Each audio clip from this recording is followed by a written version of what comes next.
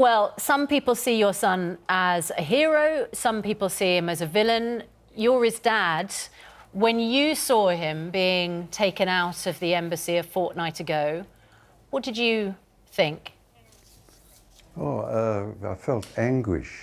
I felt anguish for him.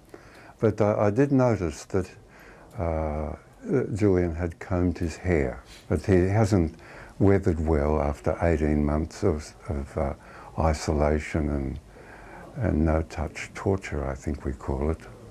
Do you feel that he has suffered for a noble cause, or do you think, hand on heart, that your son has made some disastrous personal life choices and put himself in this awful position? No, I don't think it's anything to do with putting yourself in that terrible position. The WikiLeaks library contains 3 million cables for the United States, an unsurpassed library of what shaped the 20th century, how the geopolitical world is held together, composed and disposed. That is a considerable achievement. Well, sorry, I was just going to say, Times journalist Quentin Letts is in the studio with us this morning. Quentin, there will be people listening to Julian Assange's father in complete agreement, but what do you think about the way that Julian Assange has been treated and how he should be treated from now on? Well, on a human level, my heart goes out to any father. I've got a son, and it would be horrible to see one's son become so obsessed that it becomes, you worry about their emotional well-being. So let's put that to one side. At the same time, there are serious legal questions around Julian Assange. There are allegations about improper sexual behaviour. And he has occupied this strange frontier zone between celebrity and slightly unwholesome practices.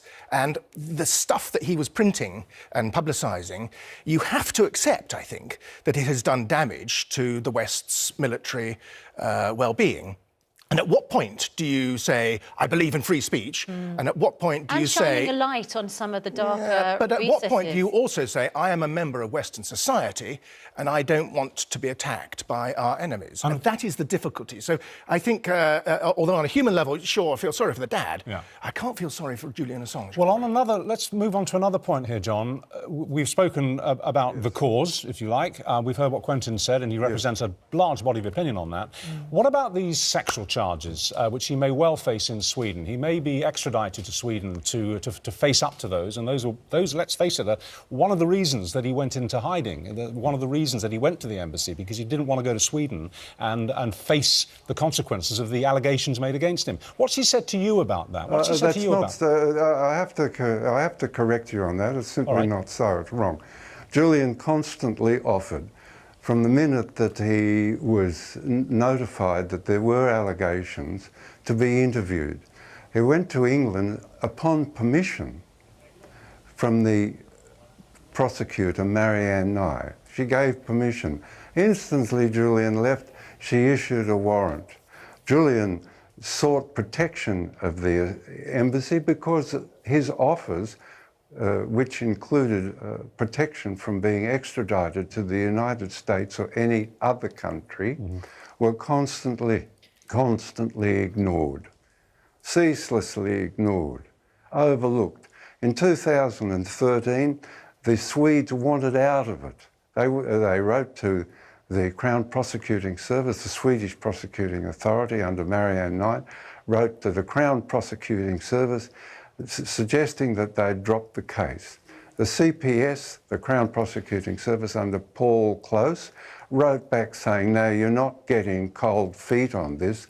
There's more to this extradition than a simple extradition. John, you've kept a very... All of these emails are...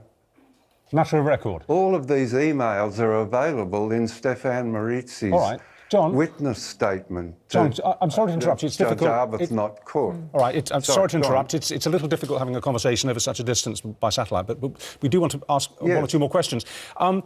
You said that you're proud of your son. You've now, if you like, broken cover, because we didn't really know about you until this morning, actually. Why have you decided that now is the time to speak up for him and to call for his repatriation to Australia? Well, Julian can no longer speak for himself. And his family and friends must speak for him. If he is extradited to the United States, John, what do you fear might happen? Well, I imagine that they will hold Julian incommunicado. They will say to the public that Julian says this and that, whatever strikes their mind as politically, advance their position politically and legally, and they will do a plea bargain to saying that you will have 150 years in jail or 40 years if you plead guilty to some crime or other. And setting everything aside in terms of the contentious bones of this case, as Quentin said, you're his dad, he's your son, you're in this bind. Do you ever give in to despair? Do you ever lose hope for him, for your son? Oh, no, not in the slightest. I always take Gramsci's dictum that that's intellectual pessimism, but optimism of the will. And how does Julian feel? I haven't had contact. The communications are being set up, and they're quite difficult to, you can't ring up people in Belmarsh maximum security. Yeah. But are you... That's out of the question. But John, very, very quickly, are you kind of glad that the situation has become dynamic again? That this long period of nothing happening, of him being stuck in the embassy, is over, and at least something's going to happen, something's going to change? I believe that the last 18 months have been almost crushing, and it's good to see that ending, yes. OK. John Shipton, Julian Assange's father. Go on. I suppose, if you want... Go on. No, sorry, John, finish your point. I suppose a good metaphor would be that if you're in a shipwreck, you crawl up onto the beach, you're quite relieved to find yourself alive, even though you don't quite know where you are. You're a very thoughtful man. John, thank you very much indeed for joining us. Thank you. Sorry for the difficulties in communication, but it worked very well in the end. Thank you. Quentin, what do you think is likely to happen now? I think he'll probably go to America and...